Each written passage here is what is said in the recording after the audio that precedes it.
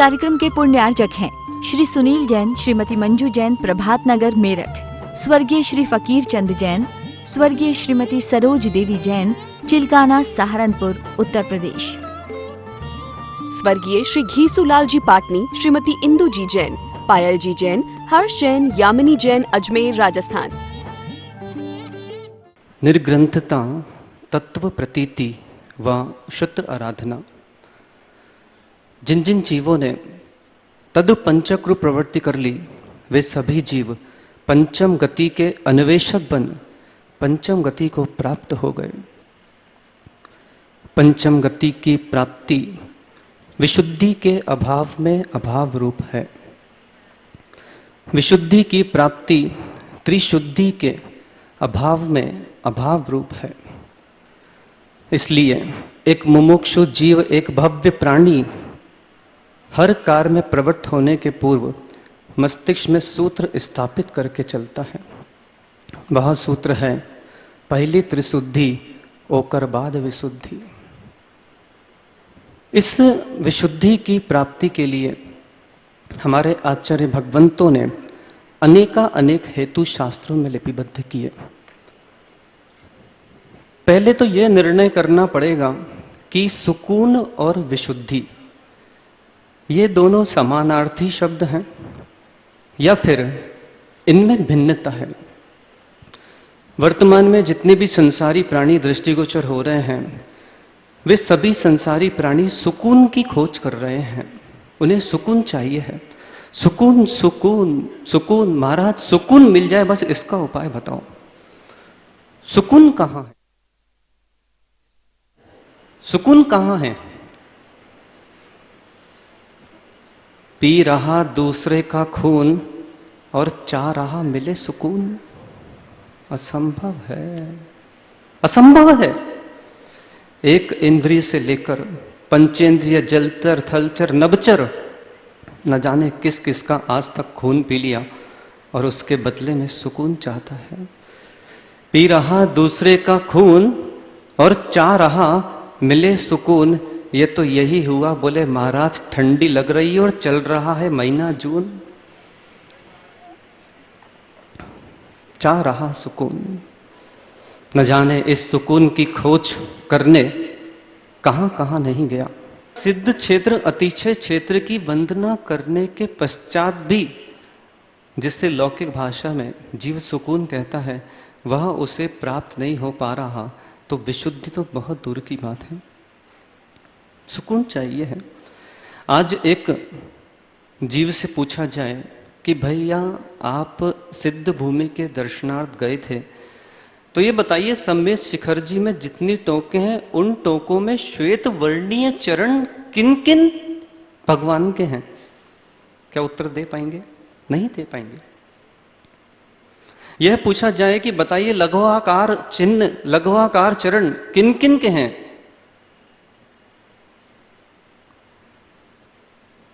मतलब सिद्ध क्षेत्र पर गया तो उसे वहां भी वो सुकून नहीं मिला। और अभी ये पूछा जाए कि ये बताइए कि अधिक वृद्धि वाले स्थान, अधिक जहां पे जन समुदाय बाहुलता को प्राप्त है, वो स्थान कहाँ है? तो तुरंत बताएगा। अर्थात मतलब उसको अमित, डॉक्टर अमित, शिखर जी में जो सुकून प्राप्त नहीं कर पा रहा, वो सुकून उसे गोवा जी में प्राप्त हो रहा। मुझे उससे पूछा जाए कि बताइए गोवा जी के क्या क्या दृश्य हैं, अभी बता देगा। लेकिन पूछा जाए शिखर जी के क्या क्या दृश्य हैं, नहीं बता पाएगा। रुचि, सुकून चाहिए। हे माताओं, तू करती रही सुकून का खोज, ना जाने ढोकर किस किस का बोझ। सुकून चाहिए। सुकून केवल, सुकून कहाँ है रितेश भाई? सुकून कहाँ पर? हाँ, गुरु चरणों में होता तो तू अभी ऊपर होता, नीचे नहीं बैठा होता। सुकून कहाँ है? भले महाराज हमारा तो यही अनुभव है, हमें 3 स्थानों पे जो सुकून की प्राप्ति हुई वो कहीं प्राप्त नहीं हुई। जब इस निद्रा पिशाचिनी ने हमें पीड़ित किया और एकांत में कहीं शयन करने का स्थान प्राप्त हो जाए, आहा, उस सुकून का तो शब्दातीत विषय महाराज, अवाच्य है। जब क्षुधा की पूर्ति प्रताड़ित करें और वहाँ पर स्वादिष्ट सामग्री की प्राप्ति हो जाए, महाराज क्या बताएं, सुकून अवाच्य है। और जब बहुत तेज सताए पीड़ा, एक नंबर जाना हो और कहीं कोने का स्थान मिल जाए तो महाराज उसकी सुकून तो अद्भुत है। मतलब एकांत में सोना, स्वादिष्ट भोजन होना और कहीं मिल जाए कोना, महाराज इसी का नाम है सुकून। फिर किस बात का रोना। हे श्रावकों, सुकून और विशुद्धि को जब तक भिन्न रूप में ग्रहण नहीं करेगा तब तक विशुद्धि की परिभाषा समझ में आने वाली नहीं। और जो जीवों को सुकून चाहिए है, वे जीवों को सबसे पहले तुलनात्मक अध्ययन करना होगा। तुलना करना चाहिए कि नहीं करना चाहिए? साकेत है, तुलना करना चाहिए कि नहीं करना चाहिए? नहीं करना चाहिए महाराज। साकेत मुंडी हिला रहा है। अरविंद भैया, तुलना करना चाहिए कि नहीं? नहीं करना चाहिए महाराज। तुलना दो प्रकार की होती है, एक तुलना पर से और एक तुलना स्व से। जो जीव पर से तुलना करते हैं वे जीव ईर्ष्यालु बन कुमरण को प्राप्त हो जाते हैं। तुलना जो करता स्व से नहीं पर से, वो विशुद्धि के लिए कभी नहीं तरसे। और जो तुलना करता पर से नहीं स्व से, उसकी जल्दी निकल जाती है स्व से। हे श्रावक को तुलना करना होगा। और तुलना करना वीर के संतान की बस की बात नहीं है। तुलना वीर की संतान नहीं, वीर की संतान कर सकती है। दो शब्द कहा मैंने, एक वीर्य और एक वीर। वीर की संतान इस ब्रह्मांड में अनेक हैं, लेकिन वीर की संतान ही नेक है। और वीर की संतान जब तुलना करने जाता है तब जाके उस विशुद्धि की वह प्राप्ति करना पड़ता है। तेमन का बोला था? छत्तीसगढ़िया, छत्तीसगढ़िया, छत्तीसगढ़िया सबले बढ़िया। बने गोठ्या तस के चलतस भी आते तोला। गोडजन झाड़ा होकर ऊपर मां चले भी पढ़ी। छत्तीसगढ़िया जब तक इसका तुलनात्मक अध्ययन नहीं करेगा तब तक विशुद्धि की प्राप्ति होने वाली नहीं। छत्तीसगढ़िया सबले सड़िया, छत्तीसगढ़िया सबले सड़िया। इसी भ्रम में आज तक इस छत्तीसगढ़ में निवास करता रहा कि महाराज छत्तीसगढ़िया सबले बढ़िया, हम तो पूरे विश्व में प्रसिद्ध हैं, तो क्यों हमें अधिक पुरुषार्थ करना? जैसा जीवन चल रहा है इसी में आनंद की प्राप्ति उठाएं। आज से तुलनात्मक अध्ययन करना पड़ेगा कि छत्तीसगढ़िया सबले बढ़िया या छत्तीसगढ़िया सबले, बोलो बोलो, नहीं बोलेंगे महाराज, मत बोलो, सत्य छिपता नहीं। धन्य हो दिगंबर मुनिराज जो प्रातः काल 3 बजे उठकर प्रतिक्रमण, स्वाध्याय आदि क्रियाएं कर कर 5 बजे सामूहिक भक्ति कर रहे हैं। यहां पर जब मुनिराज के मुख से भगवान की भक्ति मुखरित हो रही है तो यहां पर तो मुनिराज भक्ति कर रहे हैं और वहां पर जैन साहब बिस्तर पर पड़ रहे। 5 बजे भक्ति में पधारना चाहिए कि नहीं पधारना चाहिए? हाँ, 5 बजे उठकर जो भक्ति करैया छत्तीसगढ़िया सबले बढ़िया, और जो बिस्तर पर पड़ैया छत्तीसगढ़िया सबले सड़िया। स्वयं निर्णय करना। तत्पश्चात मुनिराज प्रतिष्ठापन समिति के लिए बाहर स्कंदल भूमि में जा रहे। वहां पर जाओ शौच क्रिया के लिए बाहर जा रहे हैं प्रास्तुप भूमि में। आज भी देश में कई ऐसे श्रावक हैं जो ग्रस्त होते हुए भी बाहर स्कंदल भूमि में जंगल क्रिया करने जाते हैं। कई श्रावक देश में ऐसे जो बाहर जा रहे हैं और जंगल करैया छत्तीसगढ़िया सबले बढ़िया, और जो घरों में पौटी करैया छत्तीसगढ़िया सबले सड़िया।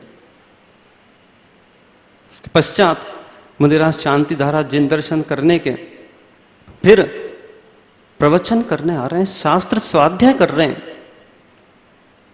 उन जीवों का तो विशुद्धि प्राप्त करना असंभव है जिन जीवों को शास्त्र स्वाध्याय शास्त्र श्रवण करने का अभ्यास नहीं है। तो एक मुनिराज धन्य हो जो शास्त्र स्वाध्याय करैया, वही छत्तीसगढ़िया सबले बढ़िया, और जो घर जाकर पत्रिका दैनिक भास्कर पढ़ैया, छत्तीसगढ़िया सबले सड़िया। फिर मुनिराज प्रवचन करने आ रहे और स्वयं को भी प्रवचन सुना रहे। एक वो है जो प्रवचन श्रवण करने आ रहा, और एक वो जो अपने व्यापार क्षेत्र में जा रहा। जो प्रवचन सुनैया वो छत्तीसगढ़िया सबले बढ़िया, और जो व्यापार क्षेत्र पे चलैया छत्तीसगढ़िया सबले सड़िया। तत्पश्चात मुनिराज आहार करने जा रहे। जब आहार करने पहुंचे तो एक वो जो किसी जैन श्रावक के यहाँ पर उस पर विश्वास करते हुए प्रासुक आहार ग्रहण कर रहे हैं। और डॉक्टर अमित जैसे लोग कहाँ जा रहे हैं? कहाँ जा रहे हैं? देवेंद्र नगर एक्सिस, नहीं तो हॉट 100, नहीं तो सुख सागर, नहीं तो कहाँ पे रियल कॉम्बो। और जिनमें यहाँ जाने की बस की नहीं है तो वो राज टॉकीज के बाजू में साहू की चटनी पी के आ रहा। ऐसे भी जीव है। तो हे भुक्कड़िया छत्तीसगढ़िया सबले सड़िया। धन्य हो दिगंबर मुनिराज जो खा रहे लौकी की सब्जी, मूंग की दाल, कच्ची रोटी और दलिया, छत्तीसगढ़िया सबले बढ़िया। और एक वो जो जा रहा महाकाल जी गए कि नहीं गए? महाकाल जी नहीं गए? जा रहा महाकाल, कन्नू भाई महाकाल गए कि नहीं? महाराज बहुत अच्छे से इसका नाम तो लो मत आप बस। जा रहा महाकाल और खा रहा राजश्री तानसेन की पुड़िया, छत्तीसगढ़िया सबले सड़िया। राज तक यही सोचता रहा, छत्तीसगढ़िया सबले बढ़िया। धन्य हो दिगंबर मुनिराज जो सर दाढ़ी मूछ के बाल उखाड़ रहे हैं। ऐसे दाढ़ी मूछ के बाल उखड़िया, छत्तीसगढ़िया सबले बढ़िया। और जो जा रहा मीनाक्षी लवली और फिर भी नहीं कटा रहा, हे साकेत मुच्छड़िया सुमित दड़िया, छत्तीसगढ़िया सबले सड़िया। सुनते चलो, तुलनात्मक अध्ययन करना पड़ेगा। धन्य हो दिगंबर मुनिराज जो एरिया पद से गमन कर रहे हैं 4 हाथ भूमि देखकर। और एक को जब समय मिला तो रायपुर वालों, इतना सा तो रायपुर है, हर माह में प्रत्येक जिनालयों की वंदना करने जाना चाहिए। लेकिन जब भी समय मिलता है बोले कहाँ चलना है, तो बोले नवा रायपुर। और एक मुनिराज जो एरिया पद से गमन कर रहे हैं, एरिया पद से चलैया छत्तीसगढ़िया सबले बढ़िया। और एक जो वाहन चलैया उससे कई जीव मरैया, छत्तीसगढ़िया सबले सड़िया। धन्य हो दिगंबर मुनिराज जिन्होंने विवाह नहीं किया और जिन्होंने कर भी लिया है तो वो भी छोड़कर आ गए। ऐसे ब्रह्मचर्य पलैया, छत्तीसगढ़िया सबले बढ़िया। और न जाने किसकी पकड़ के तू ले आया गुड़िया, छत्तीसगढ़िया सबले सड़िया। जब इन माताओं के सामने मुंह से ऐसा निकल जाए कि भैया बहना आज से तू मेरी बहना और मैं तेरा भैया, उस दिन कहना छत्तीसगढ़िया सबले बढ़िया। वरना आज तक यही सोचता रहा कि मेरी जो चर्या क्रिया चल रही है बहुत व्यवस्थित चल रही है और हम पूरे विश्व में प्रसिद्धि को प्राप्त हैं। इस भ्रम से बाहर आना पड़ेगा। इस भ्रम से जो बाहर आता है तभी जाकर वह तुलनात्मक अध्ययन कर पाता है। इसलिए अपने जीवन में आज तुलनात्मक अध्ययन अवश्य करना, क्योंकि जहाँ जहाँ अशुद्धि जीवन में आई है वह केवल इसलिए आई है क्योंकि मैंने जो तुलना की वो तुलना पर से की है। आज तक मैंने स्व से तुलना कभी की ही नहीं। और जो जीव स्व से तुलना कर लेता है वह उस विशुद्धि तो ठीक है प्राप्ति हो ही जाती है, उस व्यवहारिक सुकून को भी वह प्राप्त कर लेता है। और स्वतुलना और सुकून जिस जीव के जीवन में आ गया, वह जीव उस विशुद्धि को प्राप्त कर लेता है। सुकून अगर चाहिए है तो उसके लिए एक ही उपाय है, जिसका नाम है निसंगोहम अवस्था। जहाँ जहाँ निसंग अवस्था है वहाँ वहाँ विशुद्धि की वृद्धि है, और जहाँ जहाँ सत्संग अवस्था है वहाँ वहाँ विशुद्धि का ह्रास है। प्रत्येक जीव को अपने जीवन में 2 मिनट का ध्यान अवश्य करना चाहिए है, और ध्यान का जो मंत्र है वह उसे रखना चाहिए है, निसंगोहम। कहना जरा, निसंगोहम है अशुद्धि कम, ससंगोहम है विशुद्धि कम। महाराज ये सब मत बोलो, बस निसंगोहम है अशुद्धि कम, ससंगोहम है विशुद्धि कम। इस निसंग और ससंग की जिन्होंने तुलना की है, वही जीव निसंग होकर निर्ग्रंथ मुनिराज बन गात्र मात्र परिग्रही बन उस विशुद्धि की प्राप्ति कर लेते हैं, जो विशुद्धि उन्हें भगवान बनाने में सहकारी है। भगवान से प्रतिक्षण प्रार्थना करते चलना। देहम चैत्यालयम प्राहुर देही चैत्यम तथोच्यते, कि इस देह रूपी चैत्यालय में जो देही रूपी चैत्य विराजा है, उस चैत्य को, उस चैत्यालय में विराजित चैत्य की भक्ति में लीन करा दो, ताकि वह भी सिद्धत्व को प्राप्त हो सके। भगवान से यही प्रार्थना करना कि हे भगवान, भगवान से भगवान को मिला दो ना, और हमें भी भगवान बना दो ना। भगवान आचार्य श्री विशुद्ध सागर जी भगवान की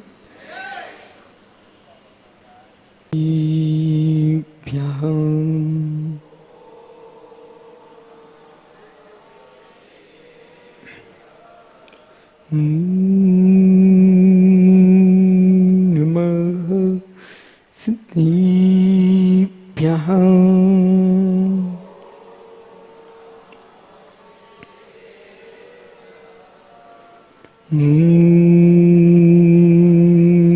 नमः सिद्धिभ्यः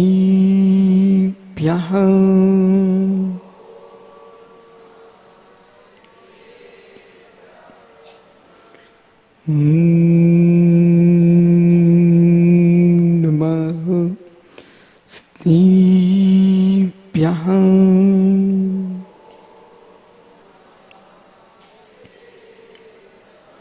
श्रीमुत्फुल्लुगुम्भीरं स्याद्वाङ्मोगलाञ्छनं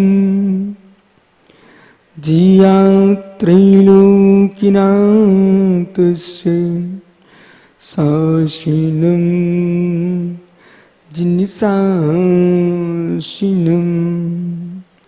साशिनं जिनिसाशिनं साशिनं जिनिसाशिनं ृमोरिन्ताडं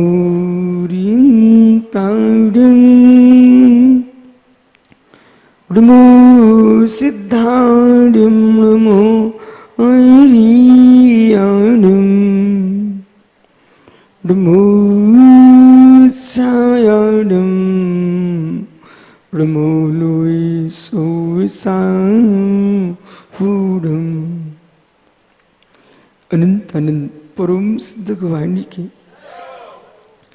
एक जड़वान पारसनाथ स्वामी की, एक जड़वान महावीर स्वामी की, परम पूज्य आचार्य भगवान कुंदु कुंदु स्वामी की, परम पूज्य आचार्य रविराग सागर मुनि महाराज की, अहिंसामय विश्व धर्म की।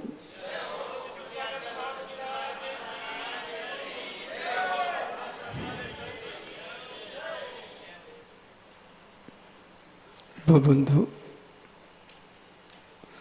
अंतिम तीर्थेश वर्धमान स्वामी के शासन में हम से विराजते हैं।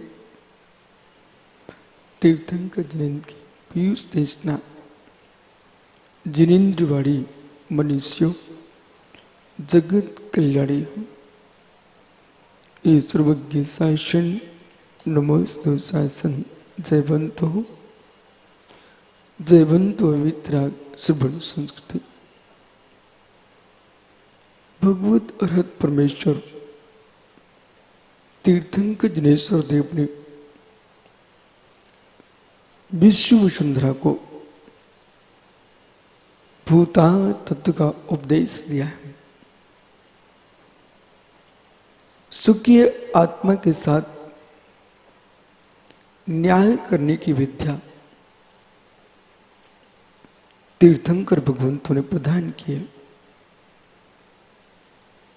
वो न्याय परालंबी होकर नहीं किया, स्वावलंबी होकर किया है। स्वयं न्याय पर जी करके दूसरे को न्याय का उपदेश दिया है। जो पुरुष स्वयं भी नहीं जी पाता है और दूसरे को उपदेश देने के लिए खड़ा होता है, उसके उपदेश का जगत पर कोई असर नहीं पड़ता।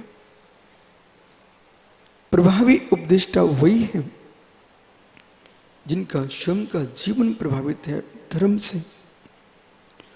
जिनका स्वयं का जीवन धर्म से प्रभावित नहीं है, वे प्रभावी उपदेष्टा भी नहीं हो सकते। एक वे उपदेष्टा जो उपदेश करने चले और जरा सी व्यवस्था नहीं मिली, मेरे मित्र सभा में ही रामायण महाभारत खड़ा कर दिया। उपदेश मंच पर ही तांडव नृत्य होने लगा, मंच पर ही विसंवाद होने लगे। यानी धर्म प्रभावना के लिए उपदेश देने आए थे, जगत के कल्याण के लिए उपदेश देने आए थे, न कि जगत को कसाय परोसने आए थे।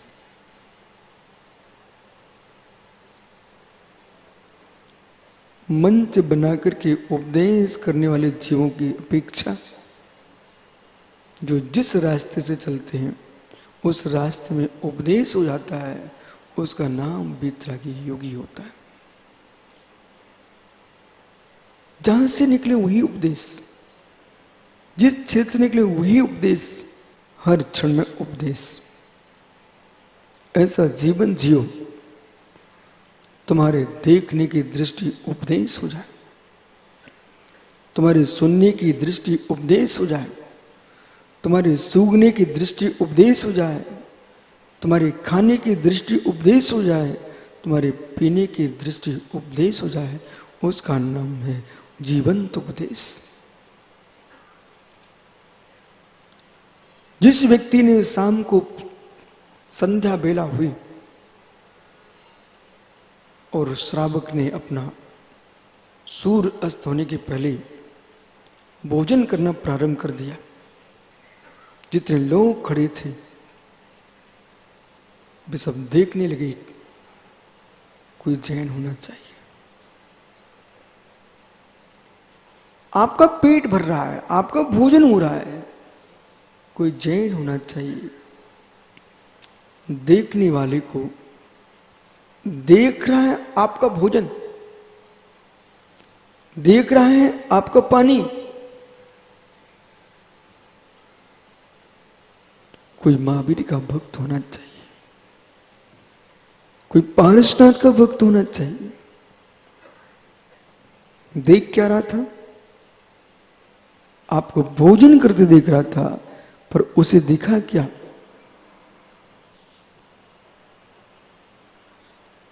उसे दिखा महावीर का बिंब, उसे दिखा पारसनाथ का रूप। दूसरे का भोजन, दूसरे का पानी और चेहरा भगवान का दिखने लग जाए। इसका मतलब है जैसे उसने कहा कि कोई महावीर का भक्त होना चाहिए, ओहो, जितने तुम 50 लाख के बैंड फुड़वा करके प्रभावना नहीं कर पाए, रितेश भाई, 50 लाख के बैंड फुड़वा करके प्रभावना नहीं कर पाए। उस व्यक्ति ने मात्र शाम को भोजन किया और जितने लोग देख रहे थे, ट्रेन में क्यों ना चल रहा हो, सबने देख लिया कोई महावीर का भक्त होना चाहिए। उसने मेरे मित्र महावीर की याद दिला दी सबको। जीवंत उपदेश, जीवंत उपदेश। और जैसे आपको प्यास लगी और नल की टोंटी पर पहुंचने के पहले आपने अपने जेब से छन्ना निकाल लिया। हे मित्र, सामने वाला देख रहा था, अवश्य कोई होना चाहिए ये अरहंत का भक्त, निर्गंत का भक्त। ओहो, यानी देखते ही देखते तुम पानी पी रहे थे, पर देखने वालों को पानी नहीं दिख रहा था, उनको महावीर की जिनवानी दिख रही थी। ये जैन होना चाहिए। जीवंत उपदेश। मृतक उपदेश करने वाले प्रभावना नहीं कर पाते। मृतक उपदेष्टा भी होते हैं कि जहां पर निर्मल चावला उपदेश देने खड़े हो गए और कहने लगे, मित्र मित्र सुनो, किंचित भी पर वस्तु को रखने का नहीं। और दुकान पे जाकर के 4 रुपए के 400 कर रहे थे। ये मृतक उपदेश। ये कौन सा उपदेश हो गया?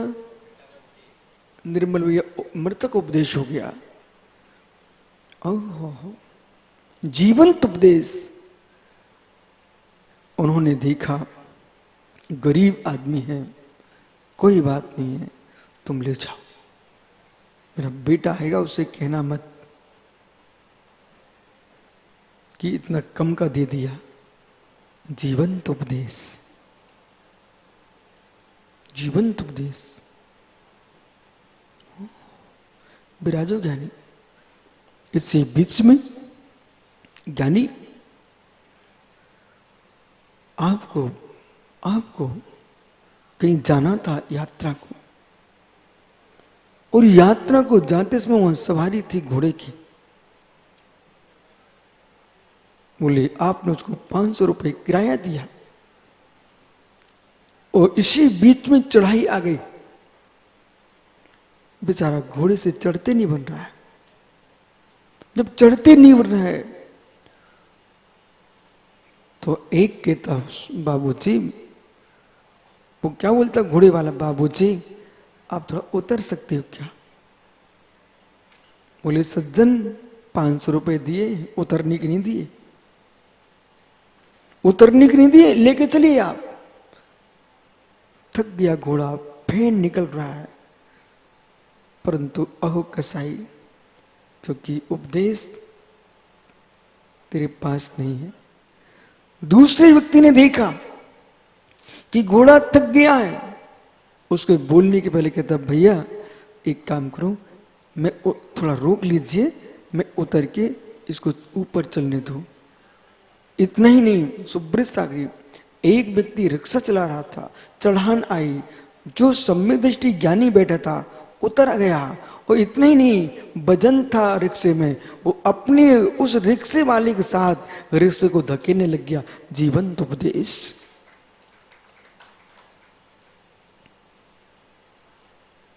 कि भाई मैंने पैसे अवश्य दिए, पर किसी के प्राण लेने के लिए नहीं दिए। मालूम चला रितेश बिहार करा रहे थे और कमंडल एक बालक को दिए, बोले मैं तुझे पैसे से लेके आया हूं। मित्र, वो भी इंसान है, इंसान है। बोले एक की जगह 2 लेके चल, 2 लेके चल। एक घटना घटी सुब्रत सागर में। एक महात्मा जी ने उसको 2 कमंडल पकड़ा दिए। अब 2 कमंडल पकड़ाए। मैं दुर्ग आ रहा था 1997 में। जब 2 कमंडल पकड़ा दिए, थोड़ी देर मैंने देखा कि 2 कमंडल लिए जा रहा बच्चा, मैंने रुक करके उसके दोनों कमंडल ले लिए। तो एक ज्ञानी मालूम क्या बोलता है, बोले ये क्या सिखा रहे हैं आप? उसको पैसे दिए जा रहे हैं।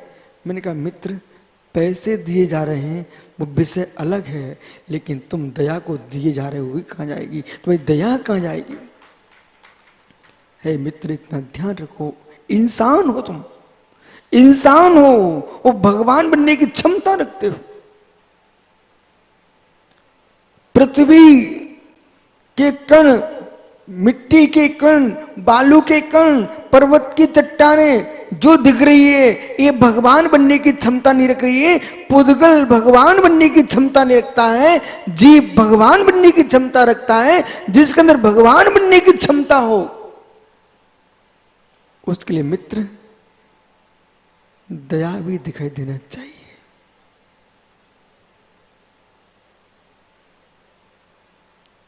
दया भी दिखाई देना चाहिए। जीवंत उपदेश, जीवंत उपदेश। माता सुनो ध्यान से, आज मुकुट सप्तमी है और बहुत सारे लोगों ने उपवास किए होंगे। पर्युषण भी आ रहा है, श्रावण की पूर्णमासी भी आ रही है। ये सारे पर्व आएंगे। आप जो है रोहिणी कर लेते हो, पर्युषण कर लेते हो, ओह कितने अच्छे अच्छे काम करते आप। लेकिन मां, आपने घर में भोजन नहीं किया, ये किसको मालूम? ये घर में भोजन नहीं, किसको मालूम? काश इतना तो कर सकते हो। एक दिन आपने अपने घर का भोजन बचाया है तो नगर में खोज कर लो, इतना सुंदर भोजन किस गरीब को नहीं मिला। जिस दिन उपवास हो उस दिन आपको भगवान की पूजा भक्ति तो करनी चाहिए, लेकिन ऐसा भी तो कर सकते हो, किसी गरीब ने कभी अपने जीवन में सुंदर भोजन न किया हो, वो धर्मात्मा जीव हो, उसे बुला करके अपने हिस्से का भोजन करा दोगे तो तुम्हारा उपवास हो जाएगा, उसका भोजन हो जाएगा। जीवंत उपदेश। जैसे विपरीतता तुम्हारे जीवन में आती है, प्रशंसनीय कार्य में, प्रशंसनीय कार्य में, प्रशंसनीय काल में सुमित पांड्या हर व्यक्ति मुस्कुराते दिखता है। प्रशंसनीय कार्य में, प्रशंसनीय काल में हर व्यक्ति साता के काल में अरुण भैया मुस्कुराते दिखता है। लेकिन असाता प्रचंड खड़े हो और ज्ञानियों, ज्ञानियों कमठ जैसे लोग पत्थर फेंकने खड़े हो तब भी आंख बंदी के खड़े हो। ये पारसनाथ का जीवंत उपदेश। जीवंत उपदेश ध्रुव सत्य है। भगवान की आराधना करने वाला पुण्य आश्रव करके स्वर्ग का देव तो बन सकता है। भगवान की पूजा करने वाला पुण्य आश्रव करके स्वर्ग का देव बन सकता है, परंपरा से मोक्ष जा सकता है। लेकिन साक्षात मोक्ष जाना चाहते हो तो भगवान की पूजा के साथ साथ, प्रभु की पूजा के साथ साथ जिस उपसम भाव से प्रभु बने हैं वो समता भाव की आराधना करोगे तब पारसनाथ बन पाओगे। क्या बल नहीं था? क्या पौरुष नहीं था? मालूम, मालूम सबसे ज्यादा लोक में बल होता सौदर मंदिर के पास। उस सौदर मंदिर से भी अधिक बल होता है तीर्थंकर अरंत के पास। वो कमठ जो था वो तो एक चुटकी में मुरझा जाता, लेकिन नहीं, बलवान भी नहीं होते हैं, बलवान भी नहीं होते हैं जो निर्बलों पर अत्याचार करते हैं, बलवान भी होते हैं जो निर्बलों को भी क्षमा कर देते हैं। कसाई को प्रकट करना ये क्षमता का अभाव है। कसाई को प्रकट करना ये क्षमता का अभाव है। कसाई को जीत लेना ये वीरों का सद्भाव है। तीर्थंकर पारसनाथ स्वामी से मिलो, जिन्होंने कसाई का प्रयोग नहीं किया, कसाई को पी गए। कसाई का प्रयोग नहीं किया, कसाई को पी गए। ये कब संभव हुआ? जब पारस प्रभु न्याय में लीन हो गए। संपूर्ण द्वादशांग में जो न्याय शास्त्र है, उस न्याय शास्त्र का उद्देश्य आक्षेपणी, विक्षेपणी संवेदनी, निर्वेदनी, 4 प्रकार की कथाएं होती है। आक्षेपणी, विक्षेपणी, संवेदनी, निर्वेदनी, यानी यूं ये 4 प्रकार की कथाएं होती हैं। आक्षेपणी, सुमत का मंडन, विक्षेपणी, परमत का खंडन। मित्र, संवेदनी, संवेदनी जगत का स्वभाव संवेग वैराग्यार्थम, जगत का स्वभाव संवेग वैराग्यम। 3 लोक में ये लोक बेत्रासन, बेत्रासन, झल्लरी, मृदंग। एक पुरुष खड़ा हो जाए, एक पुरुष अपनी कमर पर हाथ रख के खड़ा हुआ है। बालक केवल ज्ञानी खड़े हो जा, केवल अपने 2 पैरों को फैला दीजिए बेटा, पैर फैला दो और फैलाओ, अपने दोनों हाथ कमर पर रखो, अच्छे से रखो, सिर को सीधा करो, पैर और फैलाओ। हाँ ठीक, सिर को सीधा करो। इस बालक का आकार देखो। जैन साहित्य में, जैन आगम ग्रंथों में लोक की यही रचना है, ये लोक की रचना है। तो फैला हुआ पैर, नीचे का भाग, ये क्या है? वेत्रासन। आपने देखा वेत्रासन, जो लोग चने गरम बेचने घूमते रहते हैं, वे एक को लिए रहते हैं बेत का, वो ऐसा फैला हुआ होता है। तो जो अधूर लोक है वो वेत्रासन है। मध्य लोक देखो, इसके कमर पर हाथ है, तो नाभि बीच में है, वो गोल है। तो खंजरी, झल्लरी, देखा वो ढपली बजाते लोग, जो आकार है खंजरी का वो मध्य लोक का गोल आकार है। ऊपर जाते हैं तो आपने मृदंग देखा होगा, मृदंग बजाने वाला बाजा, मृदंग। तो जो आकार मृदंग का होता है वो आकार इसके बीच का, ऊपर का है। ऐसे 3 लोक में जीव भ्रमण कर रहा है, अज्ञान के बस होकर के, मिथ्यात के बस होकर के, असंयम के बस होकर के, कसाई के बस होकर के, प्रमाण के बस होकर के चक्कर काट रहा है। 3 लोक में भ्रमण कर रहा है जीव। ऐसा लोक का जो चिंतन कर रहा है, लोक के चिंतन का व्याख्यान, लोक के प्रति वैराग्य की व्याख्या, जिसमें संसार भ्रमण से बचने का मार्ग का जो चिंतन कर रहा है, वो ऐसे आगम में संसार के से भयभीत करने की व्याख्या लिखी हुई है। उस कथा का नाम है संवेदनी कथा। जिसकी दीक्षा होने जा रही हो अथवा संलेखना होने जा रही हो, उसे 2 कथा करना चाहिए। बैठ जाए ज्ञानी। संवेदनी और निर्वेदनी। समाधिस्थ साधक के लिए, छपक के लिए और दीक्षार्थी के लिए 2 कथाएं करना चाहिए, संवेदनी, निर्वेदनी। संसार का जितना गहरा परिचय बढ़ेगा, आत्मा से उतना अपरिचित होता चला जाएगा। क्योंकि संसार का रस बहुत गहरा है, अनादि से उसको चखा है जीव ने। एक बलस्थ भूमि जिसके पास से यदि 2 बलस्थ बढ़ जाए, उसको कुछ होने लगता है। जितना विस्तार होता जाएगा उसके अंदर आनंद आने लगता है। परिग्रह का आनंद इतना गहरा होता है, परिग्रह का आनंद इतना गहरा होता है, इस परिग्रह के आनंद के ही कारण जीव संसार में बसा है। 5 पाप का जनक परिग्रह है।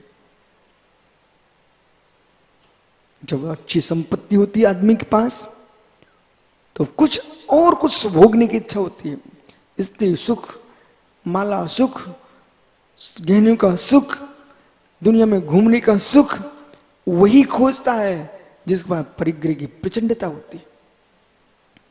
बेपुण्यात्मा बिरले ज्ञानी, जो संपत्ति पा करके जो संपत्ति पा करके सम्यक धर्म में लगा दें वे पुण्यात्मा बिरले जीव होते हैं। यानी संपत्ति पा करके दूसरे को गिराना देखने वाले लोग जगत में बहुत होते हैं।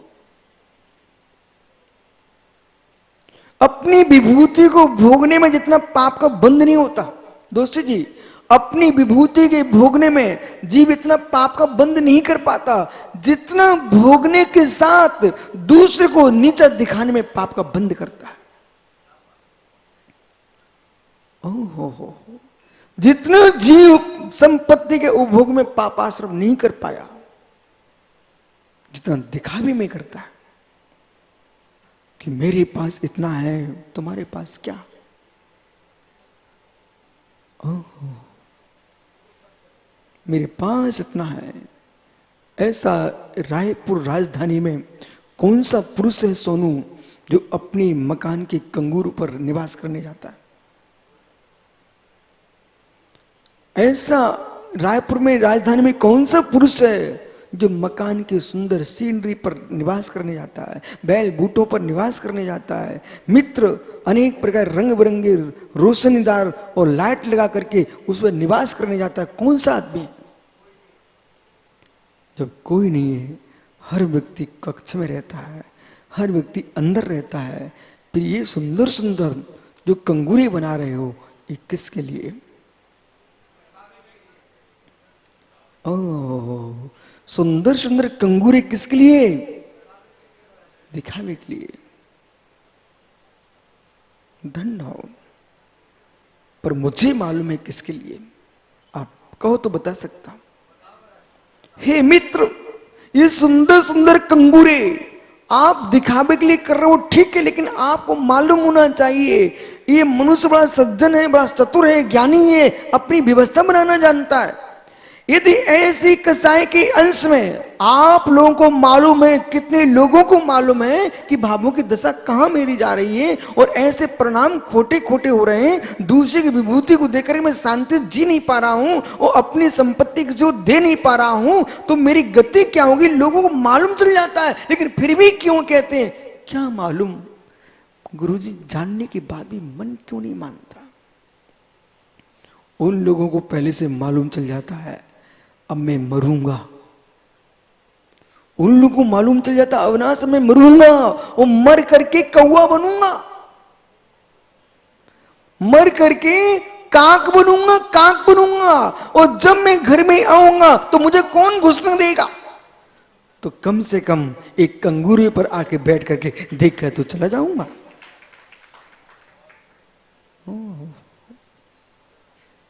बना लो ज्ञानी, बना लो। कौआ बन के बैठने के लिए ना आना पड़े। इसलिए जितना जीव ने आश्रव अपने सुख भोग में नहीं किया, उतना आश्रव जीव ने दूसरे के दुख को देख के मुस्कुराने में किया है।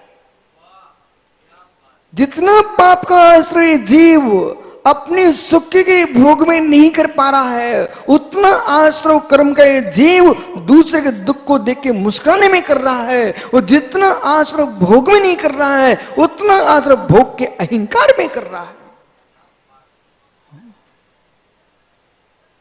जीवन जीने के लिए बहुत नहीं चाहिए पड़ता, जीवन जीने के लिए बहुत नहीं चाहिए पड़ता, जीवन में दिखाने के लिए बहुत कुछ चाहिए पड़ता है। दिखा लो मित्र। अजित कितनी रोज कपड़े बदलो मित्र, अजित कितनी रोज कपड़े बदलो मित्र, और जो नवीन नवीन बदल बदल के रूप बना बना के लोग दिखें आपको, उनसे कहना ज्ञानी तुम चिंता मत कर, इस मायावी भेष का परिणाम जानते हो। हर बारिश के काल में नवीन नवीन कीड़े होते हैं। कभी मखमली कीड़े आते हैं, कभी काले कीड़े आते हैं, सबका अपना अपना समय आता है बारिश में। अभी काले कीड़े आने वालों का समय आ रहा है, कई पतंगियां उड़ती हैं, फिर मखमली कीड़े आते हैं। ये कौन है? जो दूसरे की विभूति को देख करके नाक सिकोड़ते थे, नाक सिकोड़ते थे। जब मखमली कीड़ा नहीं, वो लाल काला कीड़ा तुमको दिखे ना, और जब हाथ में जब स्पर्श भी हो जाए फिर हाथ सूंघना। काले कीड़े लाइट के होते ना, वो हाथ पे आके गिर भी जाए ना तो हाथ तुम्हारा ये बहुत बदबू आ रही, बहुत बदबू क्यों आ रही है? जो दूसरे के सुख को देख करके, दूसरे की संपत्ति को देख करके जिनको बहुत बदबू आती थी, तो बदबू वाले कीड़े बन गए बेचारे। इकट्ठे गिरते, इकट्ठे एक साथ गिरते, एक हाथ। बोले क्यों? ये मिली मिली के दूसरे की निंदा करते थे, बदबू वाले कीड़े। अरे मित्र, मत आए तुम्हें धर्मात्मा में बदबू, न आए तुम्हें धर्म में दुर्गंध, न आए मेरे मित्र दर्शन ज्ञान चारित्र में दुर्गंध, और न आए तुमको देवता गुरु में दुर्गंध। यदि चाहते हो अपना जीवन सुगंधमय, तो मित्र विश्वास रखो, जिनको धर्म धर्मात्मा में दुर्गंध आती है, वे काले कीड़े बनते दुर्गंधमयी।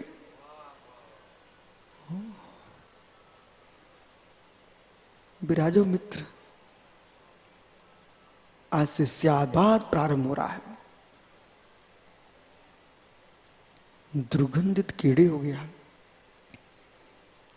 और छुप छुप करके श्रृंगार किए, छुप छुप करके श्रृंगार किए। और जब किसी ने पूछा, हार्दिक बाबू बड़ा खुशबू आ रही है, मेरी तपस्या का प्रभाव है। इतना सुंदर दिख रहा है। पूरी श्रृंगारदानी की सब सामग्री तो लिपेट के आ गया, ये मेरी साधना का प्रभाव है, इसलिए मैं चमकता हूं। बेटा चमक लो साधना के प्रभाव से। जब तुम मखमली कीड़े बनोगे और बारिश में वीर बहुटी जब घूमेगी, तब पूछ रहा हूं उसे, भाई तुम कौन हो? बोले मैं वही हूं जो तेल और सुगंधित द्रव्य लगा करके, क्रीम पाउडर लगा करके, चेहरा चमका के आते थे और मंच में बैठ करके यूं कहते थे, सुनो मेरे उपदेश, मेरी साधना का प्रभाव देखो, मैं चमक रहा हूं। इस साधना का प्रभाव नहीं था, ये तेल मालिश का प्रभाव था।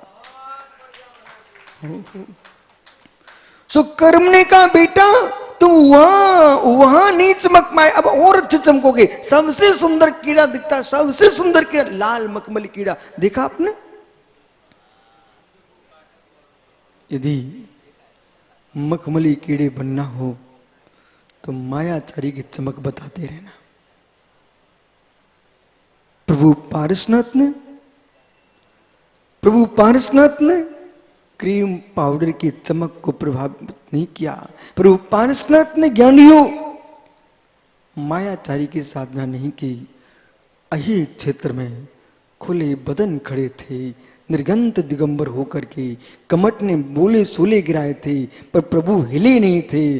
दिन वो आ गया था कि उपसर्ग करने वाला थक गया, पर जिस पर उपसर्ग चल रहा था वो नहीं थका। इसलिए मेरे मित्र उत्कर्ष उनका होता है, उत्कर्ष उनका होता है जो समता से उपसर्ग सहन करते।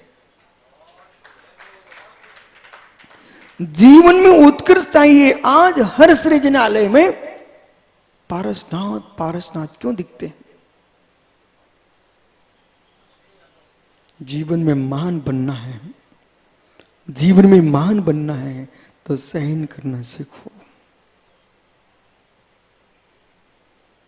जीवन में महान बनना है तो सहन करना सीखो। 10 भव तक पैर तारा कमट, प्रभु एक हाथ से ताली बजती रही। 10 भव तक पैर तारा कमट, लेकिन प्रभु पारस शांति से देखते रहे। उन्हें न्याय का ज्ञान था, उन्हें न्याय का ज्ञान था। उन्हें मालूम था जरा सा फिसले कम अपना बिगड़ेगा, जरा सा फिसले काम अपना बिगड़ेगा। समझो मैं क्या बोल रहा हूं? जरा सा फिसले काम अपना बिगड़ेगा। कभी जीवन में मनीष भूल भी हो जाए तो मित्र उसकी सफाई नहीं देना, मोल ले लेना। जीवन में कोई भूल हो जाए तो सफाई देने खड़े मत हो जाना, मोल ले लेना। समय पर छोड़ देना। संसार में कितनी गड्ढे पड़ जाएं, रायपुर की गलियों में तुम्हारे पास नहीं है पैसा गड्ढे भरने के लिए। रायपुर की किसी भी गली में गड्ढा हो जाए, मित्र नहीं है पैसा उसमें मिट्टी भरने के लिए, तुम शांति से समय पर छोड़ करके एकांत में जाके बैठ जाना। एक बारिश का मौका देना, एक बारिश को मौका दे देना। आप पानी गिरेगा, मिट्टी बह के आएगी, सबसे पहले उस गड्ढे में ही पानी जाएगा, सबसे पहले उस गड्ढे में ही पानी जाएगा। और आप शांति से देखते रहना, बिना पैसा खर्च किए, बिना पैसा खर्च किए, बिना मेहनत किए तुम्हारा गड्ढा भर जाएगा। लेकिन समय दीजिए,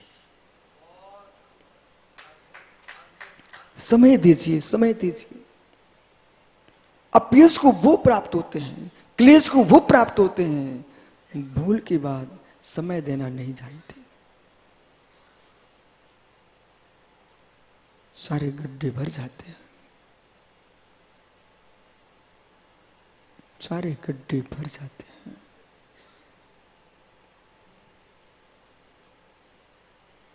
क्या हो गया? सारे गड्ढे भर जाते हैं। मित्र भाई, मित्र भाई, कभी भाई भाई से तू मैं भी हो जाए, तुम दोनों दूर चले जाना। लाठी के पास जाने की अपेक्षा मंदिर चले जाना। लाठी के पास जाने की अपेक्षा तुम मंदिर चले जाना। उपास करने की जगह तुम भोजन कर लेना। भूख हड़ताल मत करना। वकील के पास जाने की अपेक्षा तुम स्वाध्याय करने बैठ जाना। हो सकता है वकील तुमको सलाह देता तो घर उजड़ जाता, और स्वाध्याय करते करते तुम्हें बुद्धि सलाह देती, घर पवन। रितेश, मित्र जब भी तुम तीन भाइयों के बीच में कभी ऐसे भाव आए तो वकील के पास नहीं जाना, तुम स्वाध्याय करने बैठ जाना। कहीं पिता पर भी गुस्सा आए तो पिता के सामने मत जाना, तुम मंदिर चले जाना। मंदिर में गुस्सा आए तुम गुरु जी के पास चले जाना। फिर मित्र देखना, अंदर की गुस्सा, अंदर की कसाय किसी को पता नहीं थी। हर घर में झगड़ा हो सकता है, परंतु अपने भीतर रखना। पंचायत मत बुलाना, पंच परमेष्ठी के चरणों में चले जाना। पंचायत बुलाओगे तो पंचायत कुछ नहीं करेगी, निपटना आपको ही पड़ेगा, लेकिन घर की हंसी और हो जाएगी। पंचायत ना करके जो पंच परमेष्ठी के चरणों में चला जाएगा, कुछ समय दे देगा, मित्र लंबे समय तक बाहर चले जाना। अपने आप सुधीर फोन करेंगे, बेटा अब तो आ जाओ, अब तो आ जाओ, अब रेस्ट में आओ। ऐसे योगी क्या करता है, उसके मस्तिष्क में भी कसाय भड़कती है। 10वीं गुलिस्तान तक कसाय रहती है। 10वीं गुलिस्तान तक रहने वाली कसाय को वे मुर्जाज कैसे संभालते हैं? सबसे खतरनाक है लोभ।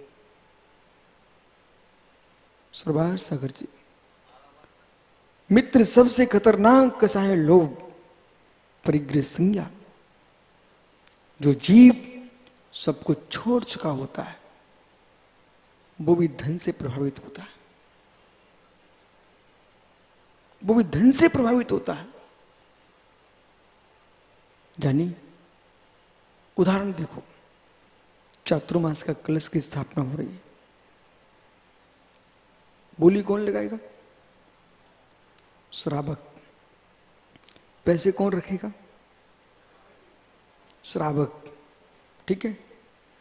वो कहीं निर्गंत जी मुस्कुरा रहे हैं, आहा मेरी बोली 1 करोड़ में गई, महात्मा जी तुम फिसल गए।